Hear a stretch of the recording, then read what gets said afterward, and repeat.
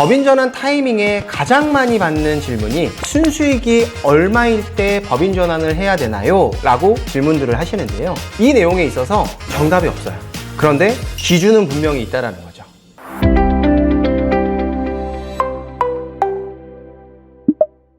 안녕하세요.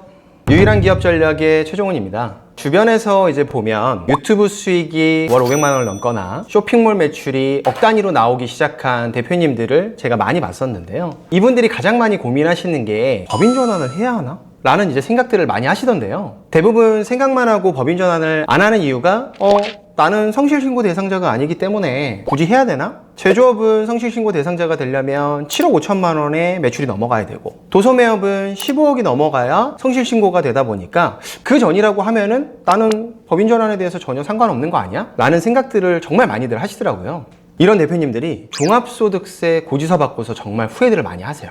오늘은 법인 전환 타이밍을 언제로 잡아야 될지, 그리고 전환할 때 어떤 게 중요한지, 이런 내용들을 중점적으로 다뤄보도록 하겠습니다. 개인 사업자의 경우에 매출이 오를수록 두 가지 문제가 발생할 수 있는데요. 일단 첫 번째 세금, 두 번째 건강보험료예요. 종합소득세 최고세율 45% 구간에 한번 걸리면 열심히 번 돈의 절반 가까이가 세금으로 나가게 되는 구조가 될 수 있는 거예요. 그런데 법인은 같은 수익이라도 구조가 다르면 내는 세금 액수가 달라질 수밖에 없는 거죠.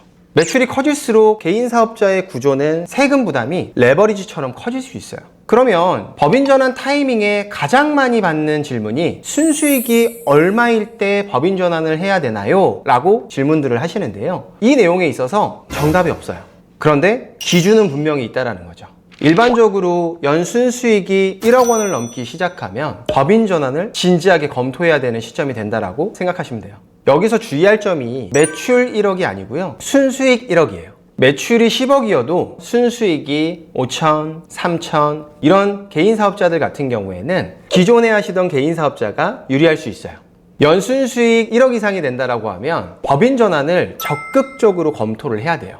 빨리 전환하게 됐었을 땐 절세 효과가 커질 수 있다는 거죠. 그런데 너무 늦게 전환을 하게 되면 누적된 세금에 대해서 손실이 날 수 있고 억 단위로 리스크가 발생할 수 있다는 거죠. 법인 전환한다고 끝이 아니에요. 전환을 했다. 근데 설계를 잘못했다 라고 하면 법인 전환이 독이 될 수 있는 거예요.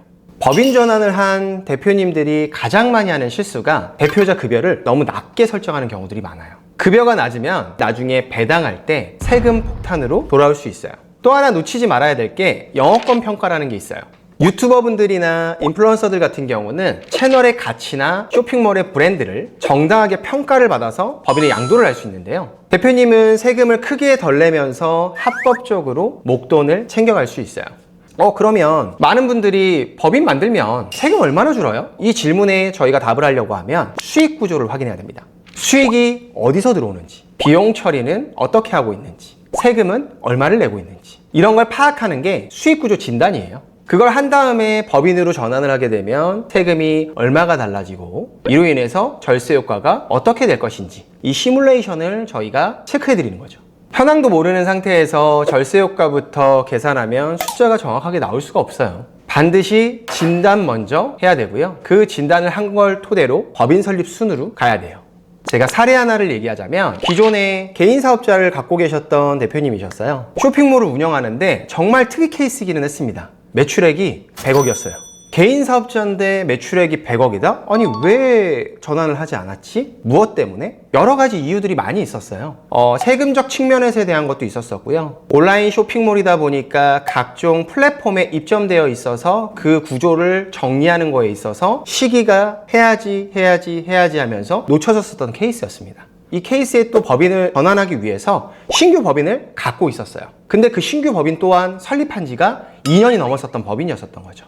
그래서 제가 그 기업 같은 경우에는 개인 사업자에 대해서 현재 매출이 일어나고 있는 것들을 기존의 법인 사업자로 전환하거나 넘기지 않았습니다. 2년이나 지났고 제대로 운영이 되지 않았었다 보니까 기존 법인 사업자 같은 경우는 폐업을 진행을 했고요. 신규로 법인 사업자를 만들어서 법인 전환하는 절차를 만들어 드렸고, 그에 따라 매출액, 이익, 비용, 이 구조적인 부분들을 전부 다 진단한 다음에 어떤 방향성이 좋을지에 대해서 담당 세무사하고도 같이 논의를 해서 법인을 전환했었던 케이스들이 있었습니다. 오늘 영상에서 팁을 드리자면 전환 로드맵에 대해서 팁을 드리도록 할게요. 1단계, 현재 수익 구조를 진단해야 돼요. 전환 시에 절세 효과와 시뮬레이션을 거쳐봐야 되고요. 2단계, 시뮬레이션을 통해서 법인을 전환하기로 했다고 하면 법인 설립과 대표자 급여에 대한 구조를 설계해야 됩니다. 3단계, 기존 개인 사업자에 대한 수익 정리를 해야 되고 법인으로 이전을 해야 됩니다. 4단계, 세무 연계와 법인 유보금 운용 방향을 설정하셔야 돼요. 즉 이렇게 4단계로 나눠진 로드맵에 맞춰서 법인 전환을 검토하신다라고 하면 절세의 효과를 누리실 수 있을 거예요. 고민을 했다면 검토를 해야 될 때입니다. 우리 회사가 법인 전환이 필요한 상황인지, 전환하면 실제로 세금이 얼마나 달라지는지, 그리고 어떤 구조로 전환해야 우리한테 가장 유리할 것인지, 이런 게 고민이 되신다면 아래 고정 댓글 링크를 통해서 문의를 남겨주세요. 대표님들의 현재 수익 구조를 기준으로 한 법인 전환 타이밍, 전환 후 운용 구조까지 함께 점검해 드리겠습니다. 지금까지 유일한 기업 전략의 최종훈이었습니다. 시청해 주셔서 감사합니다.